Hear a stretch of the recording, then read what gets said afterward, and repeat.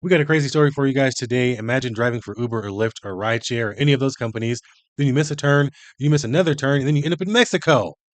And to top it all off, you're not a U.S. citizen. That's what's happening today. This guy's getting deported back to El Salvador. This is crazy. Let's get into it. Likely to be deported after his attorney says he made an honest mistake, a wrong turn at the border. This happened June 1st, and Eric Hernandez has been held at the Otay Mesa Detention Center ever since. Now, his attorney claims border officials asked him for a bribe to return, and they've now filed a report with the FBI. Customs and Border Protection has not responded to those allegations, and NBC7's Shelby Bremer has their story. Picture this. You're driving down the freeway to drop somebody off at the border when you miss an exit, and then another one, and then all of a sudden you're accidentally in Mexico. That's what Eric Hernandez says happened to him. But here's the problem. He's a DACA recipient, so that one mistake means he's now detained and about to be deported. That is a huge mistake. So, first of all, I got to stop it right here because knowing that you shouldn't be getting anywhere near the border, you shouldn't be leaving the country without having all of these things in order first. You should know not to get yourself within even 10 miles of the border. Don't even mess around. And to miss not the first turn, but also the second turn and then end up to where you have to go through the border is crazy. There had to have been opportunities to avoid that prior to him getting to that point. So, I mean, in a way, he set himself up for failure at that point. He shouldn't even be driving anywhere near that area for work, knowing that that could be an issue.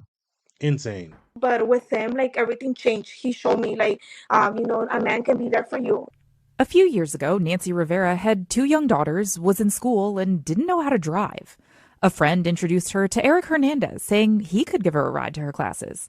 In the car, they fell in love. He's always been like a family, dad.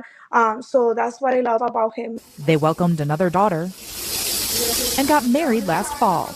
She's an American citizen, and he's a DACA recipient, brought to the U.S. from El Salvador 20 years ago when he was 14. He's now a rideshare driver and was taking passengers from L.A. to the border in San Isidro when he missed his exit and ended up in Tijuana. He was tripping, I'm telling you. When that happened, he lost everything, basically. His attorney, Valerie Sagamini, says with DACA, you need prior approval to leave the U.S. And when he tried to come back, she says the Americans at the border asked him for a bribe. But at one point, one of the officials told him, well, if you pay us $800, we'll forgive everything and we'll let you into the United States with no problem. Without any cash, she says Hernandez was placed in expedited removal. He's now at Otay Mesa Detention Center with an order of deportation. He doesn't know that country. He hasn't been there since he was a kid. I'm telling you right now, he would have been better off not saying that they were trying to bribe him. He shouldn't have said that. It's going to make it even harder for him now. Luckily, he's dealing with the Democrats in California, so I wouldn't be surprised if some crazy leftist senator comes out and tries to fly out and bring him back to the country. That's going to be his best chance. Now, he could have avoided all of this, and there's something beneficial out of all this is they have Nayib Bukele as the president of El Salvador right now. So him going back there after he gets brought back, through that whole process, it's a very safe city now, or a very safe country now, safer than ever, apparently, because of Nayib Bukele. So at least he's not going back to madness in a crazy, cartel war zone and crime-ridden country as it was before. So that is the benefit, but in this case, this does suck. I do have to say, this does suck. He should have known better, but man, just to have to go through this whole process when you could have made a better decision not to put yourself in a situation in the first place is crazy. So he has no idea what it's like to live in El Salvador. That leaves his wife caring for their three kids alone, just weeks before the birth of their son. It's just a lot of stress, anxiety that I have because I'm currently in therapy right now. I started therapy because it's just a lot. It's just a lot that I have to manage by myself. Una pesadilla, un mal sueño.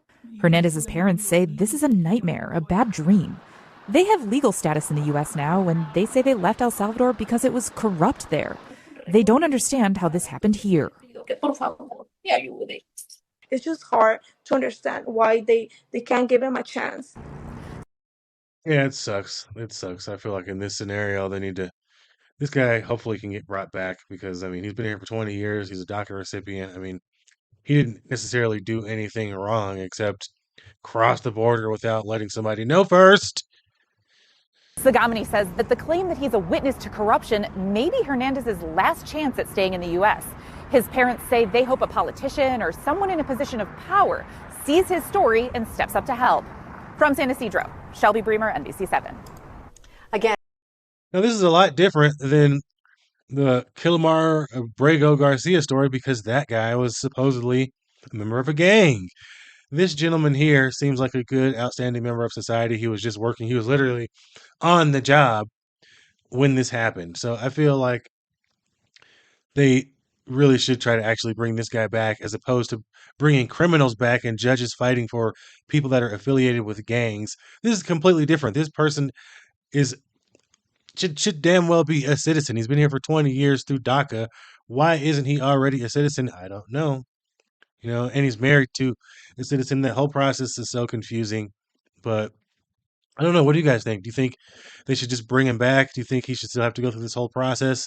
It's just unfortunate. That's just the way that things are going now. They have to get everybody out. And if you get caught up in the system, it's going to be really hard to pull someone out of the system without having to just put them through the whole process. It's really going to make things difficult for them unless one of these senators can go and get them. So we'll see. But in this instance, I'm usually against this kind of stuff, but for this guy, I think he should be let back into the United States. He's married to a U.S. citizen. He's been here for 20 years through DACA. Come on now. Come on. And he's not part of MS-13. You guys drop a comment. Let me know your thoughts down below. You're watching Unexplained Outlook, and I'll catch you in the next video. Peace.